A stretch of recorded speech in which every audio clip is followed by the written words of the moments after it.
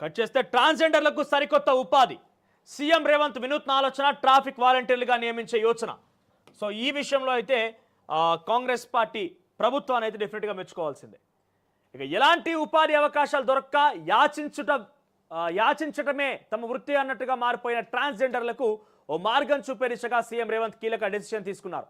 తెలంగాణలోని నిరుద్యోగులకు ఉపాధి కల్పించడం ప్రాధాన్యతగా పెట్టుకున్న కాంగ్రెస్ ప్రభుత్వం ట్రాన్స్జెండర్లకు కూడా ఉపాధి అవకాశాలు కల్పించాలని సీఎం రేవంత్ రెడ్డి నిర్ణయించారు.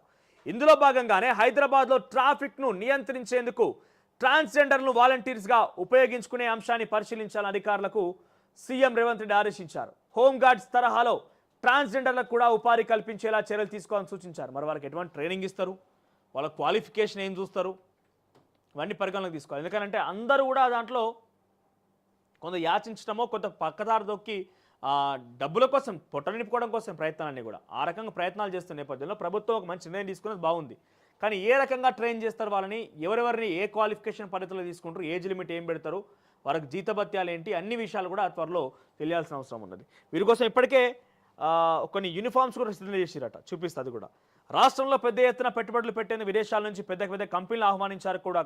కాగా ప్రస్తుతం ట్రాన్స్జెండర్లు కూడా చదువుకుంటూ రకరకాల ఉద్యోగాలు చేస్తూ గౌరవంగా జీవిస్తున్నారు. కానీ చాలామంది ఇప్పటికీ దుకాణాలు, జంక్షన్ల దగ్గర, రైలు, బస్సుల్లో ఇలా ఎక్కడ పడితే అక్కడ భిక్షాటన చేస్తూ ప్రజలను ఇబ్బంది పెడుతుండడం గమనార్హం.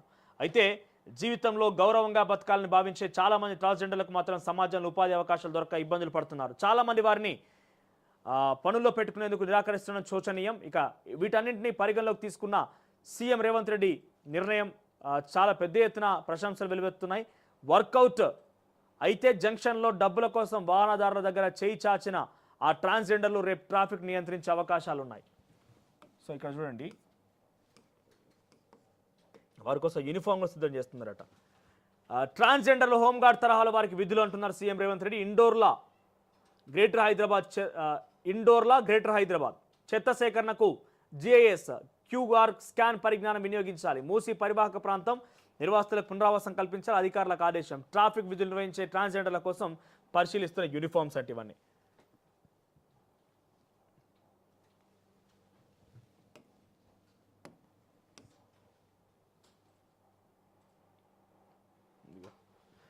వాలంటీర్లుగా నియమించుకోవాలని అధికారులకు సీఎం రేవంత్ రెడ్డి సూచించారు. ఇక ఈ సందర్భంగా రేవంత్ రెడ్డి మాట్లాడుతూ ఇండోర్ సిటీలో అనుసరిస్తున్న విధానాలను ప్రత్యక్షంగా పరిశీలించి రావాలని అధికారులకు సూచించారు. ఏ ఏజెన్సీలో స్వచ్ఛంద సంస్థలు అక్కడ చెత్త సేకరణలో పాల్పంచుకుంటున్నాయో తెలుసుకొని వారితో చర్చించాలని, వీలైతే వారిని భాగస్వాములు చేయాలన్నారు. క్లీన్ సిటీగా తీర్చిదిద్దేందుకు సంబంధించిన అంశం. ఇక హైదరాబాద్ ట్రాఫిక్ నియంత్రణలో కొత్త ప్రయోగానికి సీఎం రేవంత్ రెడ్డి తీసుకున్నారు. ట్రాఫిక్ పోలీసుల విభాగంతో హోంగార్డ్స్ ప్రస్తుతం సిటీలో ఈ విధులు నిర్వర్తిస్తున్నారు. హోంగార్డ్స్ తరహాలోనే ట్రాన్స్జెండర్లకు విధులు అప్పగించాలని సీఎం సూచించారు. ప్రతి నెలా వారికి కొంత స్టైఫండ్ ఇవ్వాలని, దీంతో వారికి ఉపాధి కల్పించినట్టు అవుతుందని చెప్తున్నారు. ఆసక్తి ఉన్న ట్రాన్స్జెండర్ వివరాలను సేకరించాలని అధికారులు ఆదేశించారు. వారం 10 రోజుల పాటు వారికి అవసరమైన ప్రత్యేక శిక్షణ కూడా అందించాలన్నారు. విధుల్లో ఉండే ట్రాన్స్జెండర్లకు ప్రత్యేక యూనిఫామ్ కూడా ఉండేలా చూడాలని చెప్పారు. రోడ్లతో పాటు చెత్త సేకరణపై జీహెచ్ఎంసీ ప్రత్యేకంగా దృష్టి సారించాలని ఆదేశించారు.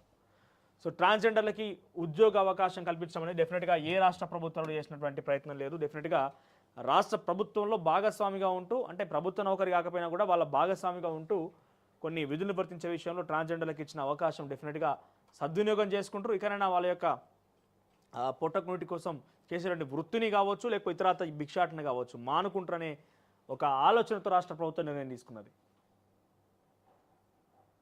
ఇక ఇవి తొలి వెలుగుకి సంబంధించిన వార్తలు. ఇక ఈనాడు విషయానికి వస్తే